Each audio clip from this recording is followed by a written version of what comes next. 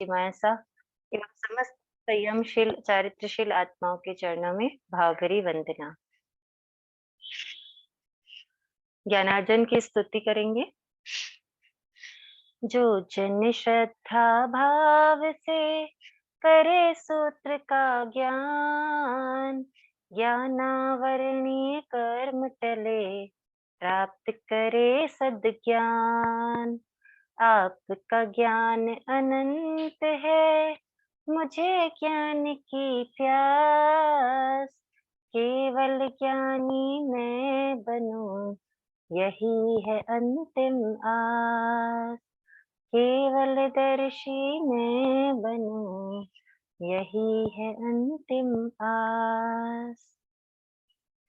इन्हीं शुभ भावनाओं के साथ प्रज्ञा जागरण प्रवेशिका 1 में आप सभी का स्वागत है। सभी को जय जिनेंद्र।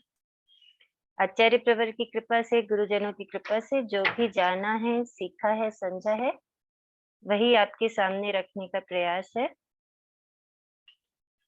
पिछली कक्षा में हमने दशवैकालिक सूत्र अध्ययन दूसरे अध्ययन की 7 गाथा तक का ज्ञान किया था।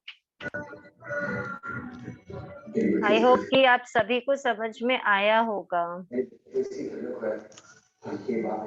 किसी को कुछ पूछना है पिछली कक्षा तक का तो पूछ सकते हैं। बैकग्राउंड साउंड किसी के साइड से आ रहा है, अपना माइक चेक करेंगे, प्लीज म्यूट कर लेंगे। और कोशिश करें कि ऐसी जगह में बैठे जहाँ पे शांति हो, तो आपको भी पढ़ने में आनंद आएगा, रस आएगा।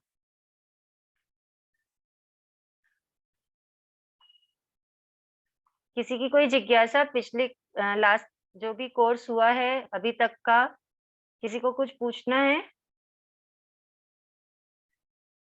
चलिए आगे करते हैं।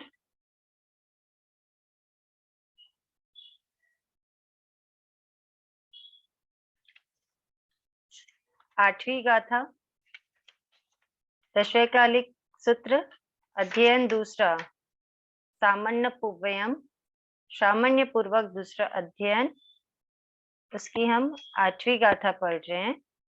8th।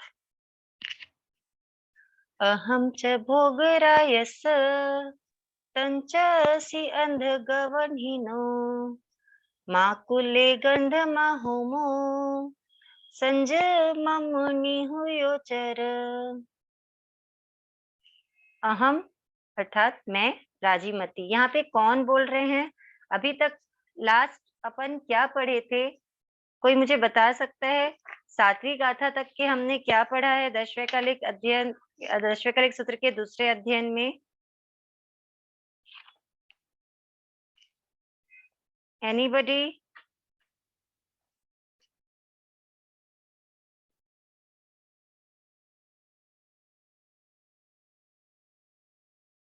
मेरी आवाज आ रही है सबको?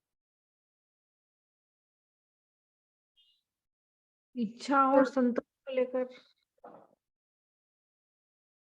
हाँ जी बोलिए।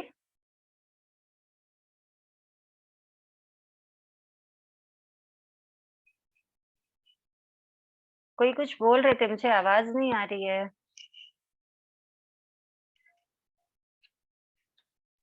चलिए। अपनी इच्छाओं को वश में करने के लिए हम्म। फर्स्ट गाथा में पढ़ा था। हाँ, फर्स्ट और सेकंड गाथा में हमने पढ़ा था कि अपनी इच्छाओं को कैसे वश में किया जाए, मन में उठते विषय विकारों को कैसे उसको कंट्रोल किया जाए, कैसे धैर्य रखा जाए, है ना।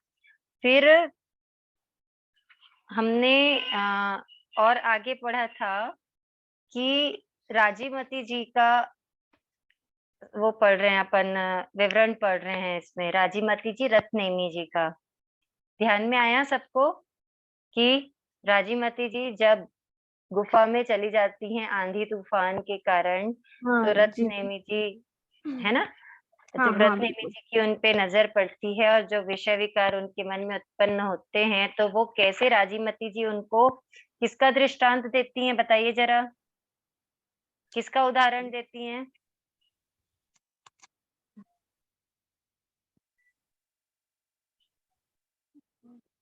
कौन से जीव का देती? चलिए ये बता दीजिए, मनुष्य, तिर्यंच, नारकी, देवता, किस जीव का उदाहरण देती हैं? सर्प का। जी हाँ, सर्प का, मतलब तिर्यंच जीव का उदाहरण देती हैं। कौन से सर्प का? तो अगंधन कुल में उत्पन्न हुए सर्प का, है ना। अगंधन कुल में उत्पन्न हुए सर्प की क्या विशेषता होती है?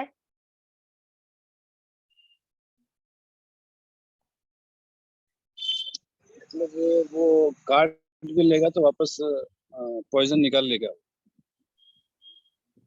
नहीं, अगंधन कुल के सर्प की विशेषता होती है कि उसने जो विष निकाला है अंदर से बाहर, वो उस विष को किसी भी स्थिति में वापस अंदर नहीं लेगा।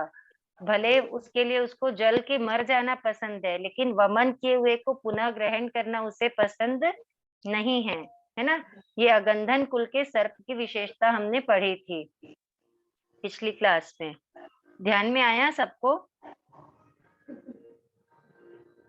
इसी तरह राजीमती जी बोलती हैं कि जब वो तिर्यंच कुल में उत्पन्न होकर के, जिसको तो धर्म का स्वरूप भी नहीं पता है, जिसने ना पापों का त्याग नहीं किया है, वो तिर्यंच, जिसको ज्ञान भी नहीं है इतना, वो फिर भी सिर्फ अपने कुल की मर्यादा, कुल के संस्कारों को ध्यान में रखते हुए अपने प्राणों की आहुति देने के लिए तैयार रहता है, लेकिन वमन किए हुए को पुनः ग्रहण करने का कार्य नहीं करता है।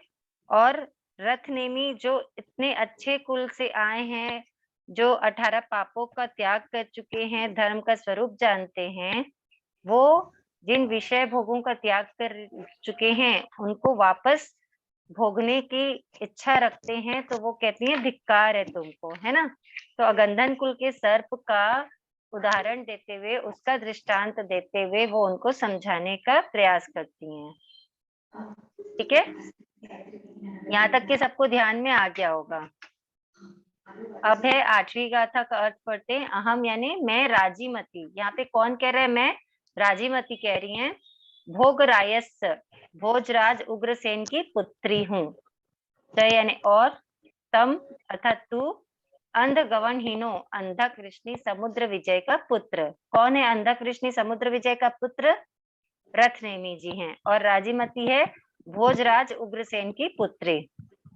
गंधना कुले, गंधन कुल में उत्पन्न हुए सर्प के समान। माँ होमो यानी मत हो, किंतु निहुओ यानी मन को स्थिर रखकर, संयमम यानी संयम का, चर अर्थात पालन कर। तो राजीमती जी का कहना है, देखिए अपन अभी पढ़े ना, अगंधन कुल के सर्प, मतलब सर्प के 2 प्रजातियां हैं, गंधन और अगंधन। ठीक है, वो जो जैसे किसी को अगर डस दिए हैं, अगर गंधन कुल, अच्छे से ध्यान से सुनिएगा ना, वो अगर किसी को डस चुके हैं, तो अगर उनको क्या बोलते हैं, सपेरा या एक और भी कुछ नाम बोलते हैं ना, गारुड़ी, है ना। तो वो अगर वो सर्प से वापस उनका विष निकालने को कहते हैं ना, तो गंधन कुल वाले निकाल देते हैं, लेकिन जो अगंधन कुल के सर्प होते हैं ना, वो उस विष को वापस अपने अंदर में नहीं लेते हैं। तो यहाँ राजीमती जी रथनेमी से कहती हैं कि अब वो दोनों ही, अपन दोनों उच्च कुल में उत्पन्न हुए हैं। रथनेमी और राजीमती दोनों उच्च कुल में उत्पन्न हुए हैं। एक भोजराज उग्रसेन की पुत्री हैं, तो एक अंधकृष्णि समुद्र विजय राजा के पुत्र हैं। अतः उगले हुए विषय को पुनः पी जाने वाले गंधन कुल के सांप के समान नहीं होना चाहिए। यहाँ विषय नहीं विष आएगा। तो अतः उगले हुए विष को पुनः पी जाने वाले गंधन कुल के सांप के समान नहीं होना चाहिए। देखिए यहाँ विवेचन में लिखा है, सांप की अनेक जातियों में से 2 जातियां हैं, गंधन और अगंधन। गंधन जाति के सर्प मंत्र आदि के बल से आकृष्ट किए जाने पर विवश होकर अपने उगले हुए विष को मुंह लगाकर वापस चूस लेते हैं। ठीक है, यानी वमन किए हुए को वापस ग्रहण कर लेते हैं। किंतु अगंधन कुल में उत्पन्न हुआ सांप मंत्रवादी के मंत्र बल से आकृष्ट किए जाने पर आता तो है, किंतु अपने उगले हुए विष को वापस नहीं चूसता है, भले ही उसको धधकती हुई अग्नि में कूदकर मर जाना पड़े। ठीक है, एक दृष्टांत भी है इसका। एक बार एक राजकुमारी को ना एक सांप डस लेता है, सुनिएगा ध्यान से ना। तो जब सांप डस लेता है, राजकुमारी रहती है, तो बहुत बड़े बड़े आसपास के वैद्यराज चिकित्सक सबको बुलाते हैं। तो सब असमर्थ रहते हैं कि कैसे करे कैसे करे। फिर एक कोई उसमें से ना मंत्र का जानकार रहता है, जिनको बुलाते हैं वैद्यराज वगैरह, उनमें से एक गारुड़ी मंत्र का जानकार रहता है। तो वो बोलता है कि आप कहो तो मंत्र से मैं इसका विष उतरवा सकता हूँ, या फिर सांप को बुला सकता हूँ जिससे वो उसके डसे हुए स्थान से वापस अपना विष को वापस ले लेगा अपने अंदर, तो विष कन्या के अंदर से निकल जाएगा। तो राजा बोलते ठीक है, आप बुलवा लीजिए करके सांप को बुलवाइए और उसका विष वापस निकलवाइए। तो फिर वो मंत्र पढ़ते हैं, जो गारुड़ी रहते हैं वो मंत्र पढ़ते हैं। तो फिर वो सांप सांप आता है और वो गारुड़ी पूछते हैं क्या तूने इसको डसा है? तो सांप बोलता है हाँ मैंने ही डसा है। तो वो कहते हैं कि अब आप इसके स्थान से अपना विष वापस ले लो। तो वो सांप कहता है कि मैंने एक बार अगर विष छोड़ दिया है तो वापस आज तक पुनः चूसा नहीं है। ऐसा कौन कहता है? ऐसा सांप कहता है कि एक बार जिस चीज का त्याग कर दिया है तो उसको मैं वापस ग्रहण नहीं करूंगा, और मैंने आज तक किया नहीं है इसलिए मैं आज भी नहीं लूंगा। तो वो गारुड़ी जो रहते हैं ना, वो आग जलाते हैं और बोलते हैं, मतलब डराते हैं सांप को कि या तो तू अपना विष वापस ले ले या फिर इस जलती हुई आग में अपने आप को झोंक दे। तो वो जो सांप रहता है ना, अगंधन कुल का सांप रहता है, वो उस जलती हुई आग में कूदकर अपने प्राण गंवा देता है, लेकिन अपने छोड़े हुए विष को वापस वो स्वीकार नहीं करता। समझ रहे हैं आप? तो इसी प्रकार राजीमती जी रत्नेमी से कहती हैं कि गंधन कुल के सर्प के समान उगले हुए विष को वापस चूसने की इच्छा मत करो, अपितु अगंधन कुल के सर्प के समान चाहे किसी भी तरह का आकर्षण हो, मंत्र बल आदि से आकृष्ट किए जाने पर भी उगले हुए विष को वापस नहीं चूसो।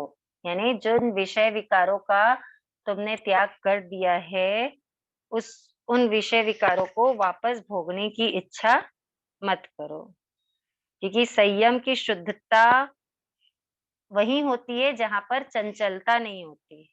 जिनका चित्त चंचल नहीं होगा वे ही संयम का शुद्धता से पालन कर पाएंगे, है ना। तो चंचल चित्त वाले पुरुष में क्या नहीं होता? धैर्य नहीं होता, और धैर्य के अभाव में संयम की विराधना होती है। ठीक है, समझ में आ गया होगा सबको। नेक्स्ट का था जयितं काहिसि भावं जाजातिच्छसि नारियो वाया विद्धो वहडो अट्ठी अपा भविष्यसि। यहाँ आप वाया और विद्धोव दोनों वर्ड्स को अलग अलग करके पढ़ेंगे तो पढ़ने में इजी होगा। इसका अर्थ है तम यानी हे मुने, तुम। किससे बोल रही हैं? कौन बोल रहा है यहाँ पे? राजीमती जी बोल रही हैं। और किसको बोल रही हैं? रथनेमी जी को बोल रही हैं। तो वो मुनि हैं। तो हे मुने तुम, जा जा अर्थात जिन जिन नारियों यानी स्त्रियों को, दिच्छसी यानी देखोगे, जई अर्थात यदि, उन पर, भावम यानी बुरे भाव, काहिस यानी करोगे, काहिस अर्थात करोगे वाया वाया विद्धोव,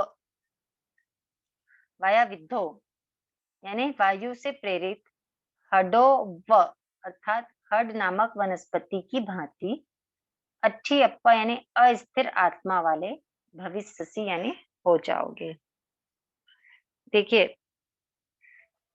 अब राजीमती जी रत्नेमी को एक और एग्जाम्पल दे रहे हैं।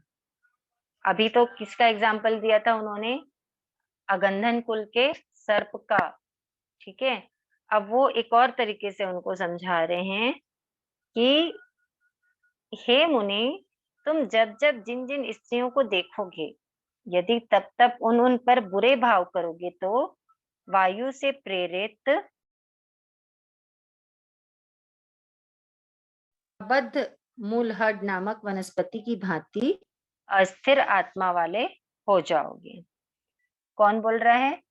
राजमती जी कहती हैं कि जिस किसी भी स्त्री को देखकर यदि तुम इस प्रकार के काम मोहित हो जाओगे तो जैसे समुद्र के किनारे खड़ा हुआ हड नाम का वृक्ष हवा के एक ही झोंके से समुद्र में गिर पड़ता है, वैसे ही तुम्हारी आत्मा भी उच्च पद से नीचे गिर जाएगी।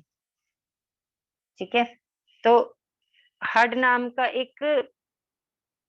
की एक वनस्पति होती है जो समुद्र के किनारे होती है। वो वनस्पति क्या है? हवा के झोंके से कभी इधर कभी उधर, कभी इधर कभी उधर, या कभी वो एक्चुअली उसकी जड़ मजबूत नहीं होती तो कभी वो समुद्र में गिर भी जाती है। तो वैसे ही राजीमती जी रत्नेमी से कहती हैं कि किसी भी स्त्री को देखकर यदि तुम इस प्रकार से काम मोहित होगे, जब जब किसी स्त्री को देखोगे तब तब तुम्हारे मन में अगर काम विकार पैदा होंगे, काम मोहित होगे, तो तुम भी उस हड नामक वनस्पति की जैसे उच्च पद से नीचे गिर जाओगे। ठीक है,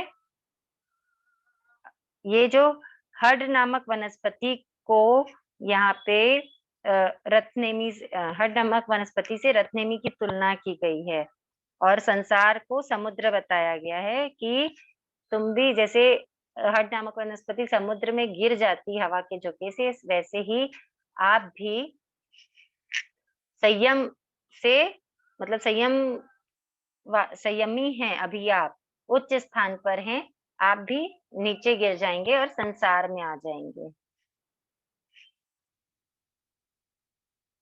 ठीक है, नेक्स्ट गाथा पे चलते हैं। तीसे सोवयणम सोचा संजयाई सुभाषियम अंकुशेन जहानागो धम्मे संपडिवायो। सो यानी वह रत्नेमी, ठीक है, तीसे यानी उस, संजयाई यानी संयमवती साध्वी के, सुभाषियम सुभाषित, वर्णम यानी वचन, सोचा अर्थात सुनकर, धम्मे यानी धर्म में, संपडिवायो स्थिर हो गया, जहा यानी जैसे, अंकुशेन यानी अंकुश से, नागो यानी हाथी वश में हो जाता है। यहाँ पे राजीमती जी अभी तक के जितना भी रत्नेमी जी को समझाई हैं उसके बाद का वर्णन बताया जा रहा है कि राजीमती जी का उपदेश कैसे सफल हुआ। एक सेकंड बस, मेरे को 2 मिनट का ब्रेक ले रही हूँ।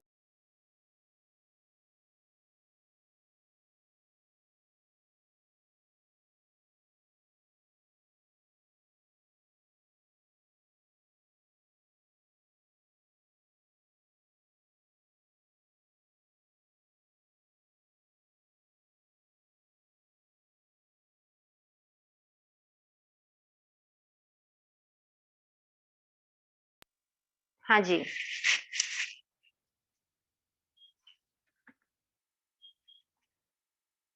तीसरे 10वीं गाथा पढ़ रहे हैं हम।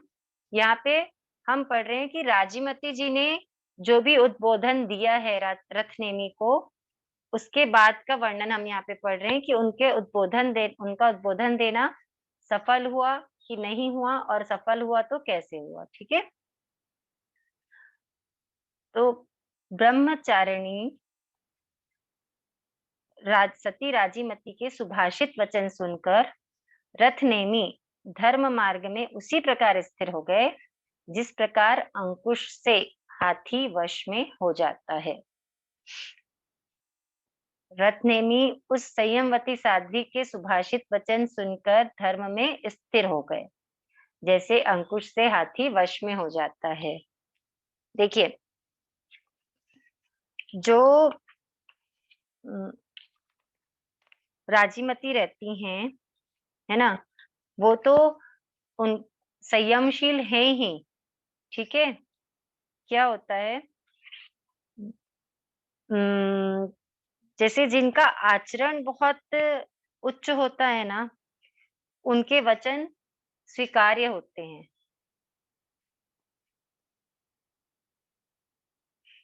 मतलब पर्सनालिटी अपन बोलते हैं ना जनरल लैंग्वेज में, तो जैसे जो चारित्रवान आत्मा होती है या जिनका आचरण बहुत शुद्ध होता है ना, वो आत्मा प्रभावशील होती ही है। हम भी जानते हैं। अपन जनरल वे में अपन देखें, हम किसी से कुछ करने को कहें और वही अगर महाराज साहब कहें कुछ करने को, तो दोनों की बात में फर्क होता है ना। आज मैं आपसे बोलूं कि आप 5 गाथा का स्वाध्याय रोज कीजिए, है ना, एक मेरा बोलना होगा और एक महासतिया जी या महापुरुषों का बोलना होगा, तो दोनों की बात का वजन अलग होता है, क्योंकि उनके बात में वजन होता है, इसलिए होता है क्योंकि वो चारित्रवान है ना। वैसे ही राजमती जी बहुत चारित्रवान सती थी और उनका संयम शुद्ध था, तो उनकी आत्मा बहुत प्रभावशाली थी। तो उनके वचनों का सीधा सीधा प्रभाव पड़ा, किस पे पड़ा, रथनेमी पे पड़ा, क्योंकि रथनेमी भी क्या थे, कुलीन पुरुष थे। ठीक है, अच्छे कुल के पुरुष थे, और जो कुलीन पुरुष होते हैं ना, वो शिक्षा से ही समझ जाते हैं, उनको किसी चीज का प्रैक्टिकल करके नहीं बताना पड़ता, वो उद्बोधन से समझ जाते हैं। तो वो क्योंकि कुलीन जो पुरुष होते हैं वो क्या होते हैं, धैर्यशाली होते हैं, समझदार होते हैं। और बोलते हैं ना कि अपन समझदार व्यक्ति को तो इशारा ही काफी होता है, तो वैसे ही समझदार को ज्यादा उपदेश की भी आवश्यकता नहीं होती है। राजमती जी ने 2 उदाहरण से उनको समझाया और उनको समझ आ गया। ये जो काम विकार है, ये जब मन में पैदा हो जाए तो उनको कंट्रोल करना बहुत इजी नहीं होता है ना। लेकिन रथनेमी जी को जब राजमती ने समझाया, क्योंकि रथनेमी जी कुलीन पुरुष थे, समझदार थे, धैर्यशाली थे, और राजमती जी खुद में बहुत चारित्रवान संयमी आत्मा थी, तो इसलिए उनके वचन से ही रत्नेमी के मन में संसार के प्रति डर उत्पन्न हो गया और उनका वैराग्य भाव पुनः स्थिर हो गया। ठीक है, तो जैसे हाथी वश में हो जाता है अंकुश से, वैसे ही रत्नेमी जी का भी संयम वापस रत्नेमी जी का मन भी वापस संयम में स्थिर हो गया, धर्म में स्थिर हो गया। ओके, अब लास्ट गाथा।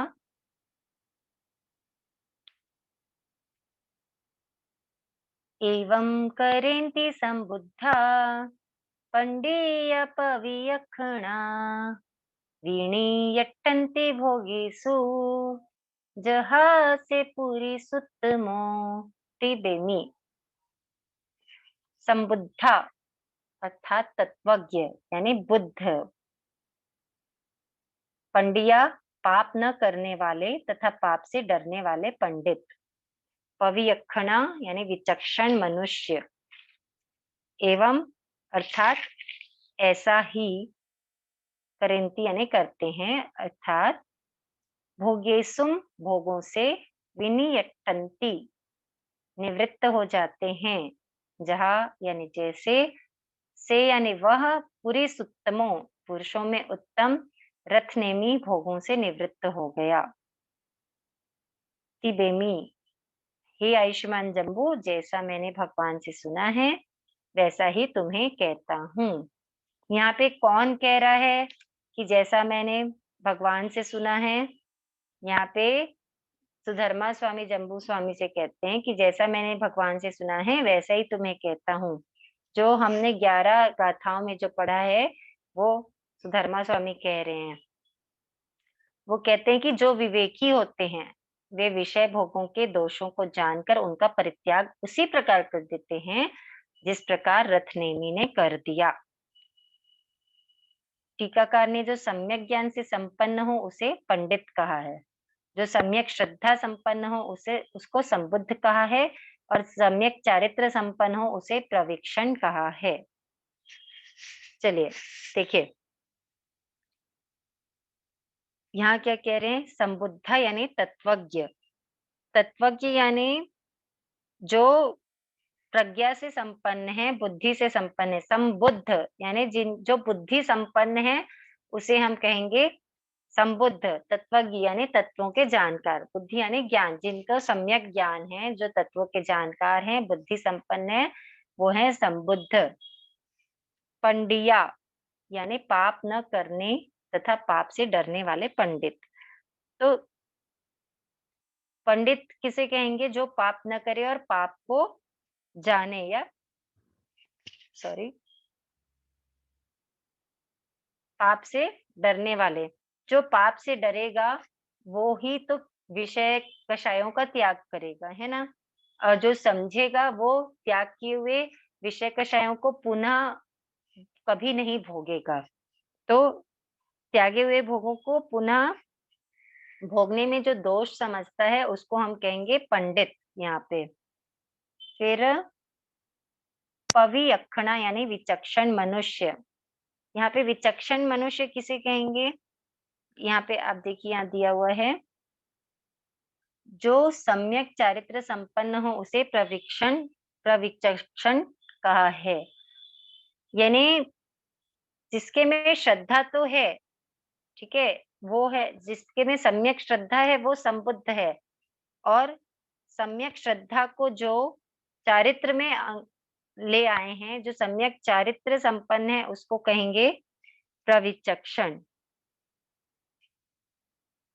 ठीक है, तो जो संबुद्ध हैं, पंडित हैं, प्रविचक्षण हैं, वो ऐसा ही करते हैं। वो कैसा करते हैं? वो विषय भोगों के दोषों को जानकर उनका परित्याग कर देते हैं। जो विवेकी हैं वो उनका परित्याग कर देते हैं, जैसा रथनेमी ने किया है। वो भोगों से निवृत्त हो जाते हैं, जैसे रथनेमी भी अपने भोगों से निवृत्त हो गए। उन्हीं को हम क्या कहेंगे? पंडित कहेंगे। उन्हीं को हम संबुद्ध कहेंगे। उन्हीं को हम प्रविचक्षण कहेंगे। ठीक है,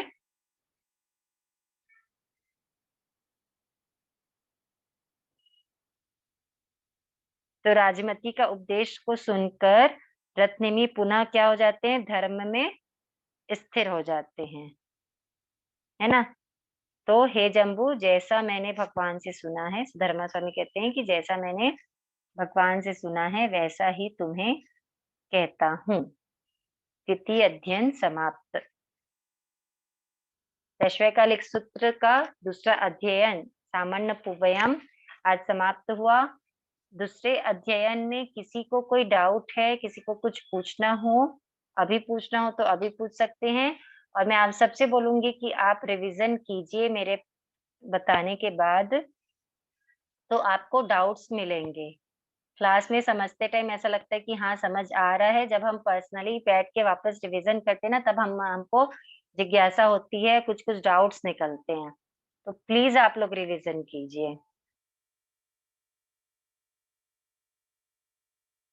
ओके, अब यहाँ पे द्वितीय अध्ययन का सार दिया है, हम उसको पढ़ते हैं। अच्छा ठीक है, इसको पढ़ने से पहले कोई है क्या जो मुझे बता सकते हैं कि हमने दूसरे अध्ययन में क्या पढ़ा है? एक सारांश कोई बताना चाहते हैं?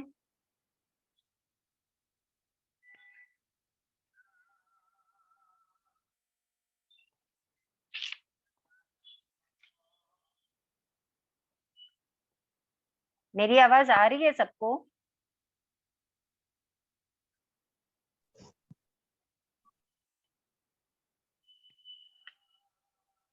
कोई कोई नहीं बताना चाहते द्वितीय अध्ययन का सार?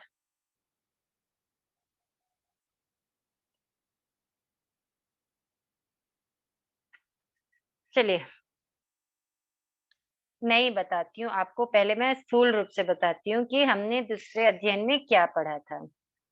दूसरे अध्ययन में हमने स्टार्टिंग से पढ़ा था कि अ, विषय कषाय जो एक साधक के मन में अगर उत्पन्न हो जाते हैं और वो उसका त्याग नहीं करता है तो उसकी इच्छाएं क्या होती है? बढ़ती रहती हैं। ठीक है ना? और जब इच्छाएं बढ़ती हैं तो चंचलता आती है और चंचलता से चारित्र की आराधना नहीं हो सकती है। तो अपने विषयों का त्याग करने वाला बनना पड़ता है एक साधक को। साधना करने के लिए विषयों का त्याग करना सीखना पड़ता है। फिर इसी क्रम में हम पढ़े थे कि आदर्श त्यागी कौन होता है, सच्चा त्यागी कौन होता है ना? फिर ऐसा पढ़ते-पढ़ते हम राजीमती और रथनेमी जी की स्टोरी पढ़े थे। ठीक है? राजीमती और रथनेमी का वर्णन पढ़े थे कि किस तरह रथनेमी संयम में विचलित हुए रथनेमी को राजीमती ने पुनः संयम में, धर्म में स्थिर किया। ठीक है?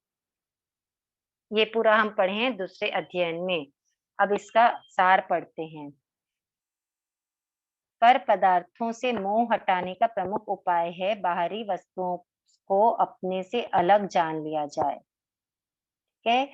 वह मेरी नहीं और मैं भी उसका नहीं, इसका सार है। यह विवेक बुद्धि ही राग घटाने का सबल समाचीन समीची एक समीचीन एवं समर्थ उपाय है। जब भी किसी साधक का मन संयम से चलायमान हुआ, इस सम्यक विचार से ही उसने अपनी आत्मा को पुनः संयम में स्थिर किया है।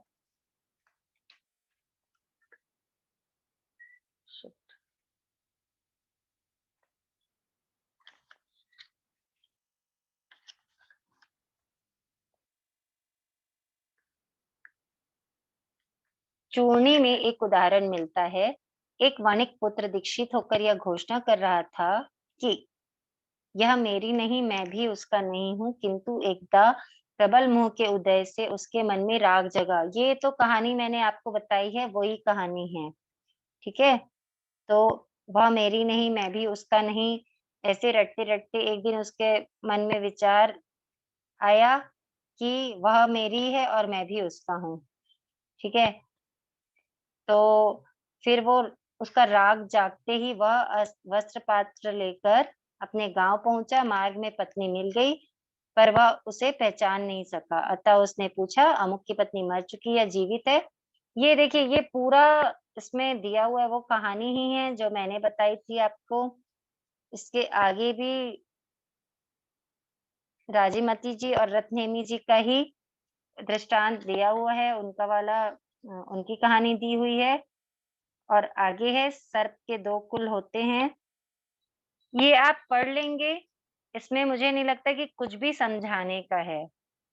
ठीक है? इसमें दिया हुआ है लास्ट में, इस प्रकार सम्यक रूप से प्रतिभोज प्राप्त होने पर रथनेमी संयम में स्थिर हुए। मतलब वही बताया है कि संयम में रथनेमी कैसे स्थिर हुए। तो दूसरे अध्ययन का सार यही है कि मौनी कर्म के उदय से जो संकल्प विकल्प किसी साधक के मन में उत्पन्न हो जाते हैं, चाहे वो कोई पहले के भोग भोगे हुए साधक हों या जिन्होंने भोग नहीं भोगा है वो भी हो, तो किसी किसी कारण से मन में विषय कषाय संकल्प विकल्प उत्पन्न हो जाते हैं, तो उन संकल्प विकल्पों का त्याग कर साधक को धैर्य धारण करना चाहिए। धैर्य से अपने संयम को पालन करने की कोशिश करनी चाहिए, उन संकल्प विकल्पों का त्याग करना चाहिए, क्योंकि वह धैर्य ही है जो आचार में लाभकारी होता है और जिन शासन में आचार की महत्ता है ना? तो दूसरे अध्ययन का सार यही है। और तीसरा अध्ययन भी है जो वो है, वो पूरा आचार पे ही वर्णित है। ठीक है? अब अपन पहला अध्ययन और दूसरा अध्ययन, 2 अध्ययन पढ़ चुके हैं दशवैकालिक सूत्र के। इन 2 अध्ययनों को आप सभी रिवाइज करेंगे। मैं कोशिश करूंगी कि कल या परसों किसी भी दिन आप लोगों का एक क्लास टेस्ट जैसा एक टेस्ट पेपर बनाकर ग्रुप में डालूंगी। सब ध्यान से सुनेंगे इस बात को, है ना? तो एक क्वेश्चन पेपर जैसा मैं बनाकर ग्रुप में डालूंगी। आप सबसे रिक्वेस्ट है कि आप परसों तक के पढ़ के रखिए। मैं परसों ही डालूंगी, कल का टाइम पूरा आपके पास है। ये दोनों अध्ययन का मीनिंग पढ़ के रखिए। हिंदी हिंदी पढ़िए, कहानी के जैसे समझ के पढ़ के रखिए लगभग।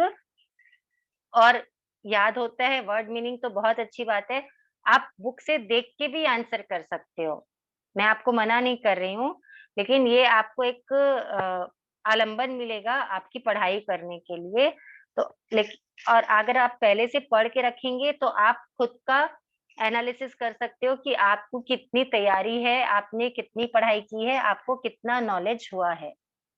सब कोशिश कीजिएगा कि पहले आप बिना देखे क्वेश्चन पेपर सॉल्व करो और उसके बाद आप देख के सॉल्व करो। खुद का करेक्शन आप खुद करना। आपको कितने परसेंटेज मार्क्स मिलते हैं, आपको कितने मार्क्स आप ऑब्टेन करते हो, ठीक है? चलिए, तो दशवैकालिक सूत्र पहला और दूसरा अध्ययन हमने पढ़ लिया है। तीसरा अध्ययन हम नेक्स्ट क्लास से चालू करेंगे। अब अपन चलते हैं 5 समिति 3 गुप्ती के थोकड़े की ओर। वो थोकड़ा हमारा पूरा करने का बचा है अभी।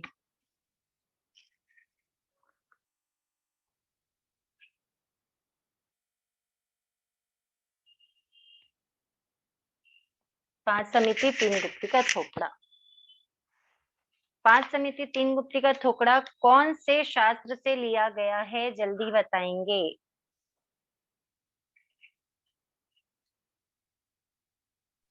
उत्तरा अध्ययन सूत्र से। जी, कौन से अध्ययन से लिया हुआ है? 24वें अध्ययन से। आपका शुभ नाम? रेखा शिष्यमान। बहुत बहुत साधुवाद आपको रेखा जी, आप पढ़ रहे हैं, बहुत अच्छा लगता है। आप बाकी सभी भी अच्छे से पढ़ाई कीजिए। अपनी क्लास हफ्ते में 2 ही दिन क्लास होती है, बाकी दिन आप शाम के टाइम जिस भी समय आपको समय मिलता है प्लीज पढ़ाई कीजिए और मुझसे बहुत सारे क्वेश्चन पूछिए। आप लोग मुझसे प्रश्न करते हैं ना, मुझे अच्छा लगता है, ठीक है? क्योंकि आप लोगों के प्रश्न से ही मेरा भी ज्ञान बढ़ेगा। तो अब अपन 5 समिति 3 गुप्ती के थोपड़े में तीसरी एषणा समिति पढ़ रहे थे। तो एषणा समिति का हमने पढ़ा था द्रव्य से 42 दोषों को टालकर शुद्ध आहार पाने की गवेषणा करें। 42 दोष हम पढ़ चुके हैं पूरे। 42 दोष कौन कौन से हैं? 16 उद्गम के, 16 उत्पादन के और 10 एषणा के, ठीक है? अब हम पढ़ेंगे क्षेत्र से। क्षेत्र से 2 कोस यानी लगभग 7 किलोमीटर के उपरांत ले जाकर अशन आदि नहीं भोगे। तो साधु साध्वी अगर किसी गांव शहर से आहार लिए हैं और उनको विहार करना है, उनका आहार पूरा भोगा नहीं गया है, उनके पास आहार बच गया है और उनको विहार करना है, तो वो सिर्फ जहां से भी उन्होंने आहार लिया है वहां से 7 किलोमीटर तक ही ले जाकर उस आहार को भोग सकते हैं। उसके आगे ले जाकर वो आहार नहीं भोग सकते। अगर उनको लगभग 10 किलोमीटर का विहार करना है तो उनको उपयोग में रखना पड़ता है कि उनके पास आहार है जिसको उनको ऑन द वे उनके विहार के रास्ते में ही कहीं जगह देखकर वो आहार ग्रहण करते हैं, ठीक है? तो 2 कोस के उपरांत ले जाकर अशन आदि नहीं भोगे। काल से प्रथम प्रहर का लिया हुआ अशन आदि चौथे प्रहर में नहीं भोगे, ठीक है? प्रहर मैंने बताया था आपको कि दिन भर का सूर्योदय से सूर्यास्त तक का जितने भी समय का दिन होता है उसका चौथाई हिस्सा एक प्रहर होता है। तो प्रथम प्रहर यानी सूर्योदय से लेकर के जो भी चौथाई हिस्सा है, अगर 3 घंटे का है, 3.25 घंटे का है, 2.25 घंटे का है, तो वो एक प्रहर वो। तो उस प्रहर मतलब लगभग नवकारसी में जो लाया हुआ आहार है उसको साधु साध्वी शाम के टाइम की गोचरी में नहीं भोगे, है ना? तो प्रथम प्रहर का आहार आदि चौथे प्रहर में नहीं भोगे। भाव से राग द्वेष रहित होकर मांडला के 5 दोष टालकर आहार करें।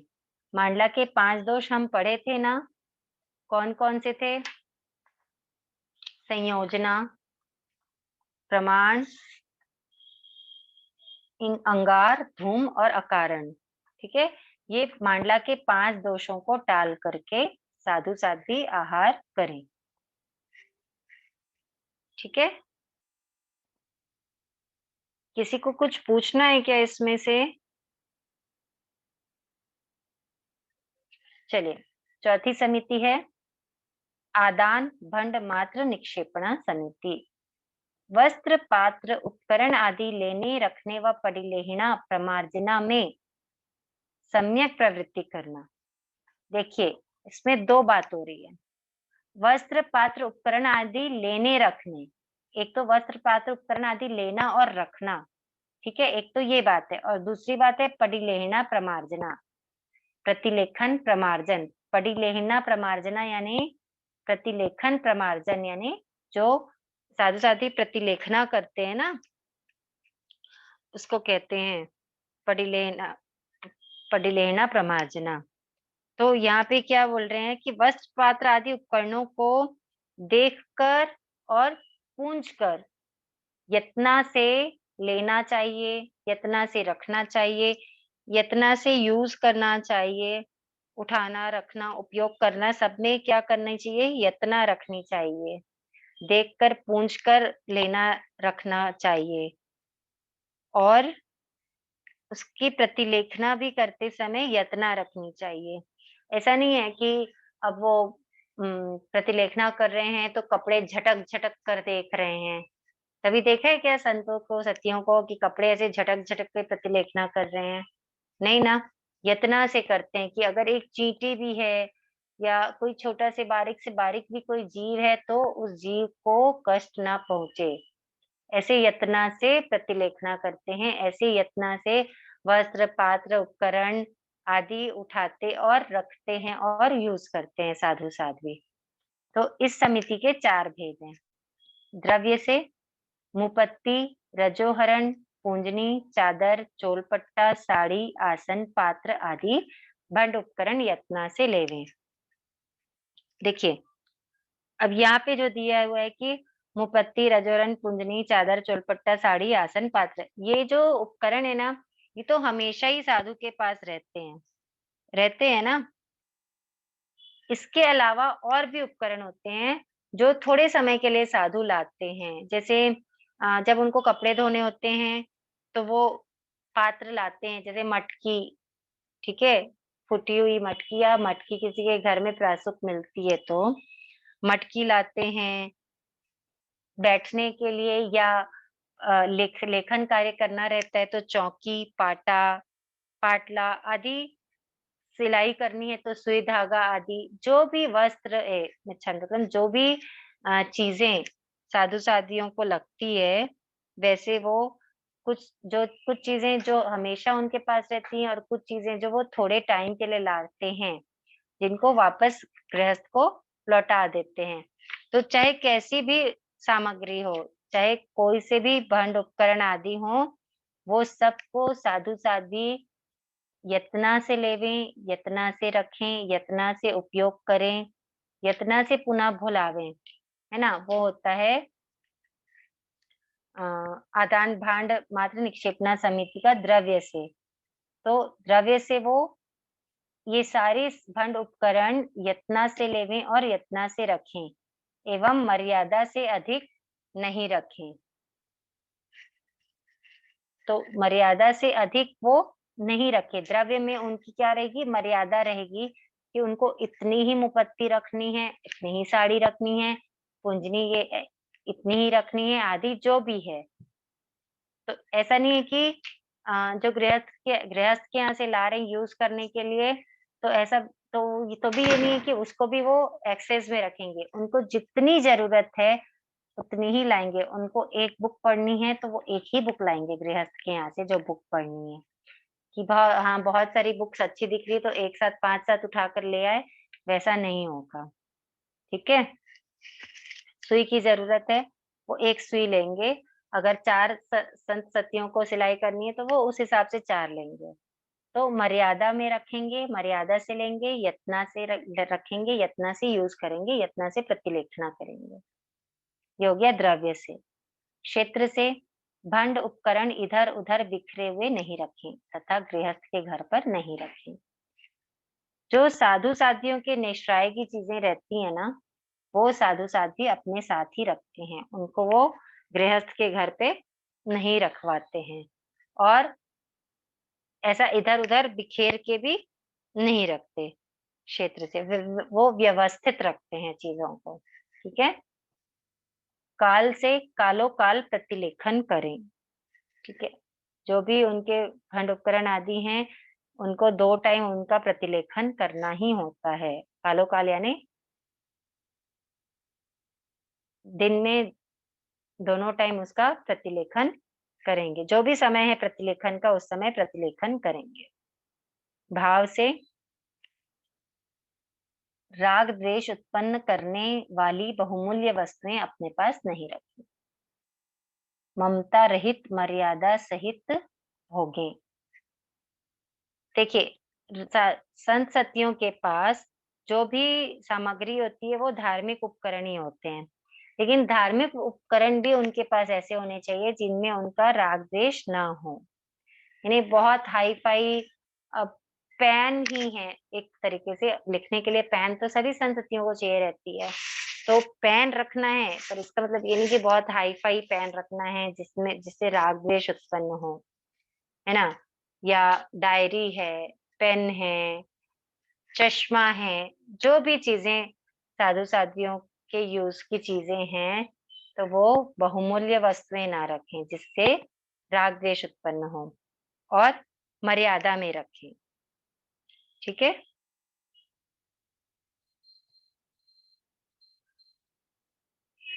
खुद भी राग द्वेष से रहित होकर धार्मिक उपकरण को यूज करेंगे, और ऐसे उपकरण भी नहीं रखेंगे जिससे राग द्वेष उत्पन्न हो, ऐसी कोई भी उपाधि नहीं रखेंगे वो। ये हो गई आदान भांड मात्र निक्षेपण समिति। अब नेक्स्ट है उच्चार पासवन खेल जल सिंघान परिस्थापनिका समिति। उच्चार आदि परखने की वस्तुओं को स्थंडिल के 10 दोष टालकर निर्दोष विधि से परखना उच्चार पासवन खेल जल सिंघान परिस्थापनिका समिति है। उच्चार आदि, अब यहाँ पे उच्चार का अर्थ है बड़ी नीप यानी मल। मल यानी समझ रहे हैं आप, जिसको हम लोग जनरल लैंग्वेज में पॉटी बोलते हैं। पासवान यानी लघु नीप यानी मूत्र यानी यूरिन। खेल यानी मुंह से निकलने वाला बलगम, जिसको हम कफ बोलते हैं। ठीक है, खांसी आती है तो, या कभी कभी बिना खांसी के भी कफ निकलता है। सिंघाण यानी नाक से निकलने वाला श्लेष्म यानी नोजी। जल यानी शरीर का मैल यानी पसीना। ठीक है। परिस्थापनिका यानी परखना। तो उच्चार पासवन खेल जल सिंघाण परिस्थापनिका समिति, ये जो परखने वाली चीजों को कहाँ पे परखना, इसका वर्णन इस समिति में किया गया है। अब इसके 4 भेद हैं, द्रव्य क्षेत्र काल और भाव। द्रव्य से मल मूत्र कफ श्लेष्म मैल, आहार उपधि शरीर। आहार यानी जो नहीं देखिए, मल मूत्र कफ श्लेष्म मैल, इतना तो हम समझ चुके पहले। आहार यहाँ पे कौन सा आहार हो गया, जो नहीं खाने योग्य आहार है, अशन आदि है, जिनको परखना है। अपन परखने के भी कारण पढ़े थे ना, कि साधु साध्वी कितने कारण से परखते हैं आहार, तो 12 कारण से आहार परखते हैं। तो उन कारणों में से जिस भी कारण से आहार परखना अगर पड़ रहा है, तो आहार के बाद यहाँ पे दिया है उपधि। उपधि यानी होता है उपकरण, जितने भी उपकरण साधु साध्वी यूज करते हैं, यानी वही चोलपट्टा, साड़ी हो गई, चादर हो गई, पुंजनी हो गई, रजोहरण है, ये जो भी उपकरण, पात्रा है, बुक्स है, कॉपीज है, पेन है, डायरी है, जो भी उपकरण साधु साध्वी यूज करते हैं वो उपकरण शरीर यानी हमारा शरीर, ये शरीर जब इस शरीर से प्राण अलग हो जाता है, ये शरीर शव बन जाता है, डेड बॉडी, ठीक है, तो भी उसको क्या किया जाता है, परखा जाता है। तो ये जो 8 प्रकार की परखने योग्य वस्तुओं को यत्नापूर्वक परखें, ठीक है, यत्नापूर्वक यानी सावधानी पूर्वक, विवेक पूर्वक देख के परखें। इन 8 प्रकार की परखने योग्य वस्तुओं को द्रव्य से यत्नापूर्वक परखें। क्षेत्र से है, स्थंडिल के 10 दोष टालकर परखें। स्थंडिल के 10 दोष पढ़ेंगे हम। पहला है जहां मनुष्यों का आना जाना देखना न हो वहां परखें, यानी ऐसी जगह में अगर परख देंगे कि जहां बहुत ज्यादा आवागमन है, तो वो परखी हुई चीजें लोगों के पैरों से लग लग के इधर उधर होंगी, ऐसी जगह में भी पहुंच सकती हैं। अगर खाना है तो साधु साध्वी तो देख के परखेंगे, लेकिन पैरों में लग के हो सकता है ऐसी जगह में चले जाए जहाँ पे बहुत चींटियां हो या और किसी प्रकार के दोष लगने की संभावना हो, तो इसलिए ऐसी जगह पे पढ़े जहाँ पे मनुष्यों का आना जाना देखना ना हो, है ना। सेकंड है जहाँ जीवों का उपघात न हो वहां पढ़े, जिस जगह पे परखने से जीवों का उपघात न हो। हमने धर्म रुचि अंगार का दृष्टांत सुना होगा, आप लोग ने सुना है क्या? हाँ धर्म जी। रुचि, है ना। तो हम्म। किसी को अगर नहीं पता है तो वो मुझे बोलिए तो मैं बोलती हूँ। अदरवाइज धर्म रुचि अंगार, जैसे जब उन्होंने पढ़ा तो जीवों का उपघात हो रहा था, तो उन्होंने वहां पे पढ़ा क्या, आगे नहीं पढ़ा, 2 बूंद गिरी, उससे ही उनको दिख गया कि कितनी चींटियां आ गई और चींटियां मरने लगी, तो उन्होंने वापस उस आहार को कहीं पे भी नहीं पढ़ा, अपितु उस आहार को खुद ग्रहण कर लिया, है ना। तो वैसे ही एक साधु साध्वियों के लिए कि जहां पे भी जीवों का उपघात नहीं हो वहां पे पढ़ें, समभूमि पर पढ़ें, यानी ऊंची नीची भूमि नहीं होनी चाहिए, क्योंकि ऊंची नीची भूमि रहेगी तो धार बन जाती है लिक्विड चीजों की, है ना। जहां ढलान होगा तो वो बहता जाएगा और बहुत सारी जगह पे फैल जाएगा, है ना। तो इसलिए ऊंची नीची भूमि पे नहीं पलट के समभूमि पे पलटेंगे। पोलार रहित अथवा तृण आदि के आच्छादन से रहित भूमि पर पलटे।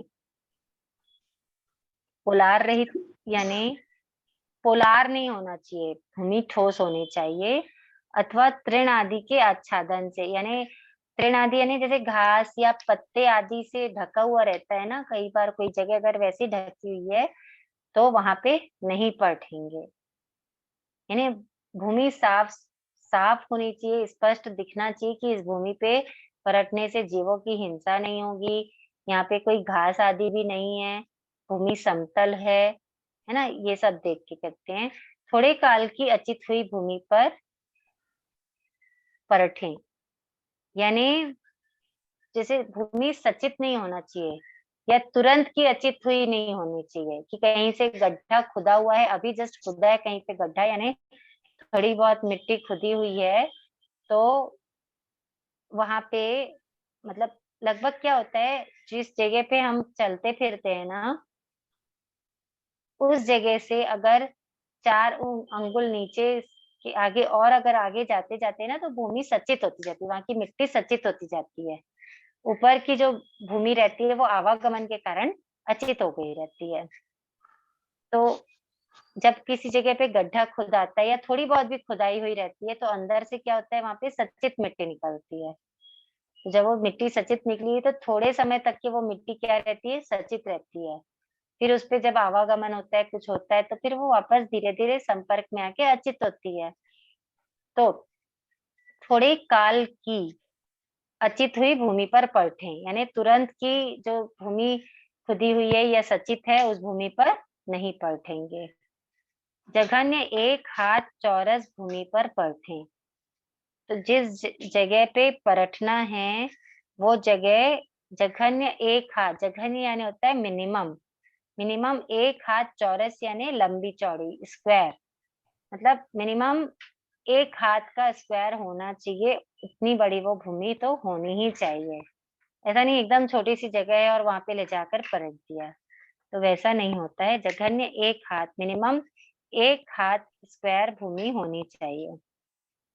नीचे 4 अंगुल अचित भूमि पर पलटें। ठीक है, जैसे ऐसी जगह रहनी चाहिए जहाँ जो जिसको खुदे हुए या जिसको बने हुए टाइम हो गया है तो वो नीचे 4 अंगुल तक के अचित रहेगी, तो नीचे 4 अंगुल अचित भूमि पर पलटें। ग्राम, नगर, उद्यान आदि के अत्यंत निकट न पलटें।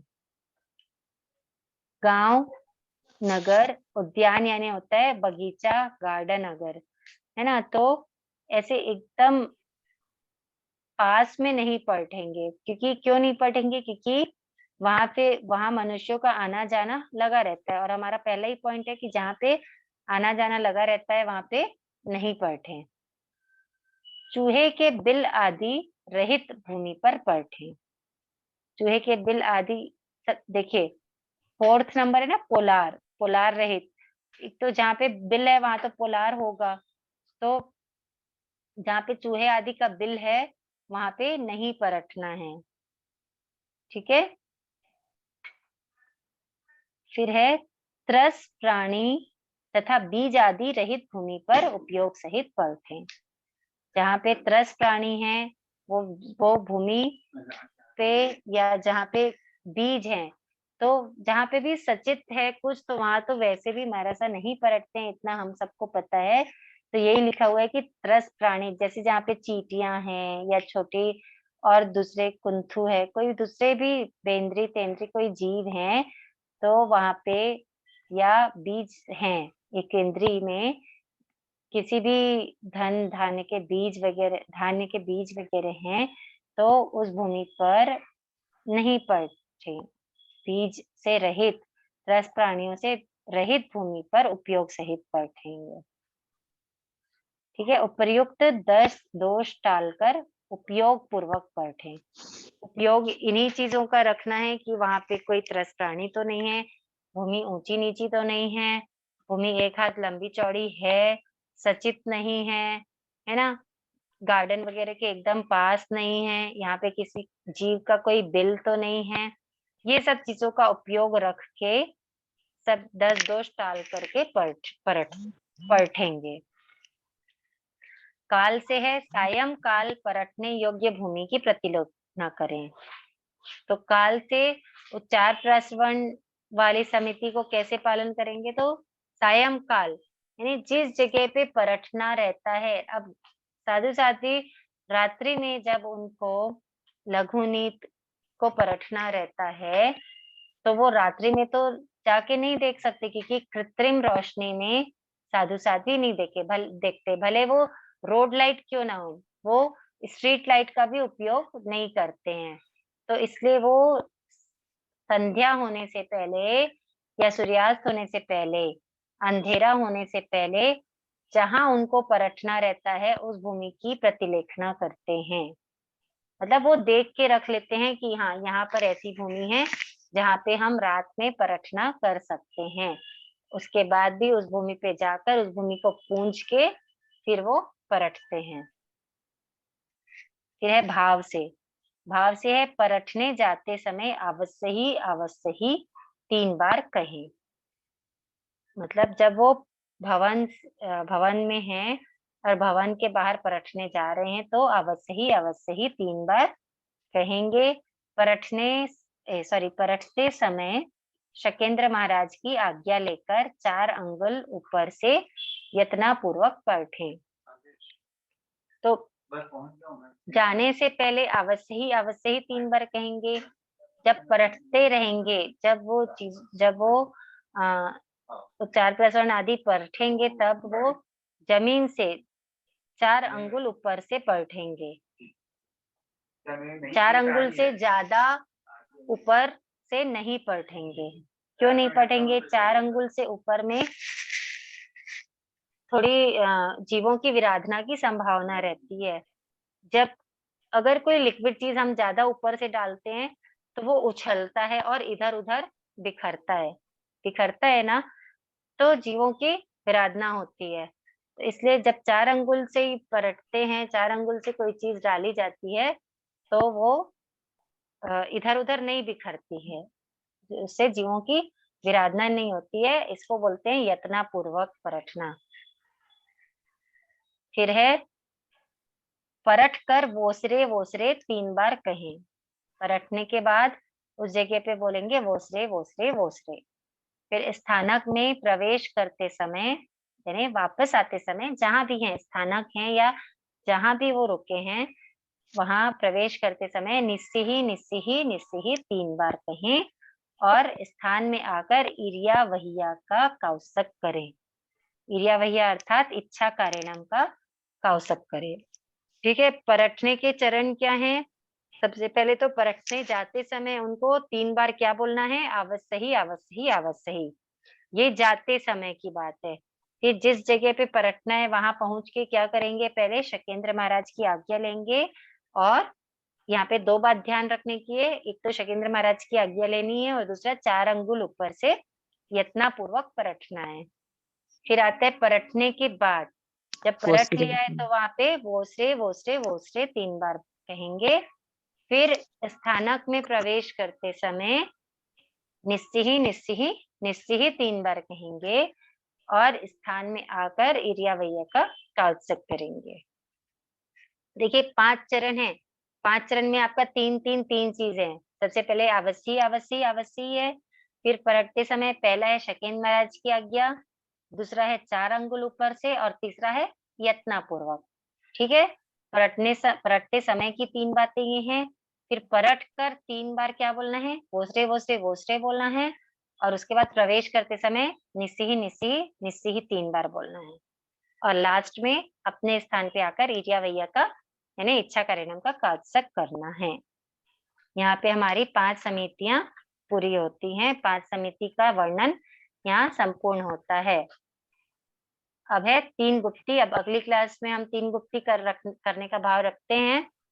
तो ये 5 समिति में से जिसको भी कुछ पूछना हो, अगर अभी कुछ पूछना हो तो पूछ लीजिए। हेलो दीदी। हाँ जी बोलिए। हाँ, ये साधु का परखने का साधु साध्वी का हो गया, श्रावकों ने क्या ध्यान रखना चाहिए जब भी हम औषध लेते या संवर करते तभी? सेम चीजें ध्यान में रखनी चाहिए साधु श्रावक श्राविका को भी। देखिए अच्छा। हम जब पौषध लेते तो हमको आहार तो परखना नहीं होता है, हमको सिर्फ परखना होता है तो लघु नीत का ही रहता है लगभग, है ना। हाँ बाकी हाँ तो परखने की चीजें हमारे पास रहती नहीं है।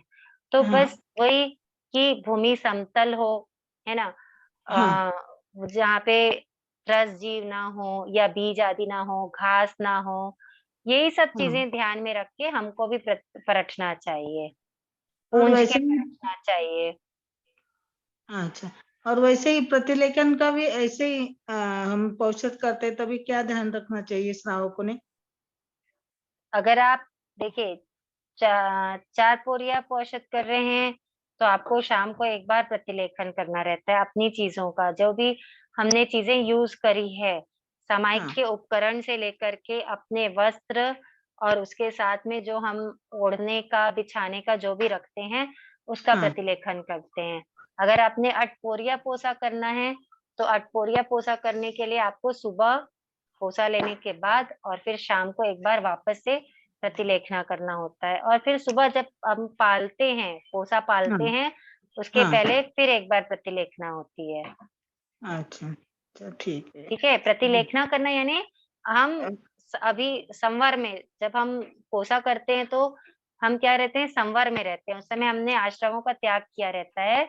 तो उस समय हमसे भूल से भी किसी भी जीव की घात ना हो, है ना। जो अच्छा। चीजें हम हाँ यूज कर हाँ रहे हैं तो करूँ नहीं कराऊं नहीं, मन से वचन से काया से, सॉरी, करूँ नहीं कराऊं नहीं, अनुमोदू नहीं, मन से हाँ वचन से काया से, है ना।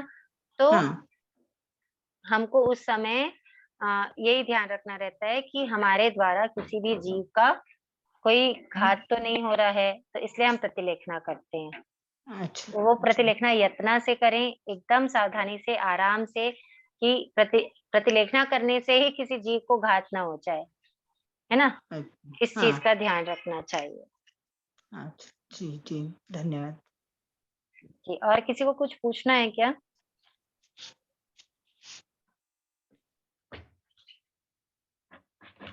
चलिए, तो इसी के साथ हम क्लास का समापन करते हैं। जिन आज्ञा विरुद्ध कुछ कहने में आया हो तो मिच्छामि दुक्कडम। हमने आज पाठ समिति पूरी कर ली है। आप सभी से मैं बार बार बोलूंगी कि आप रिवीजन कीजिए, और जितना आप डीप में जा सकते हैं, जितना समझ सकते हैं, आप समझने की कोशिश कीजिए। जो नहीं समझ आए मुझसे पूछिए, ठीक है? क्लास के समापन की प्रार्थना करेंगे। अहो गुरुवर कृपा करी, दीनी ज्ञान की दान, भव भवने ना भूलेंगे, आपका उपकार ओ गुरु सा, आपका उपकार। अविनय जो हो गया, उसको माफ करो, मेरे सारे कर्म कलुष को आप ही साफ करो, ओ गुरुवर आप ही साफ करो। श्रमण भगवान महावीर स्वामी की जय। आचार्य प्रवर श्री विजयराज जी महाराज साहब की जय। सभी संयमशील चारित्रशील आत्माओं की जय। जैन धर्म की जय। जय हो, विजय हो, आचार्य भगवान की सदा काल जय विजय हो। जय जिनेन्द्र। जय जिनेन्द्र सभी को।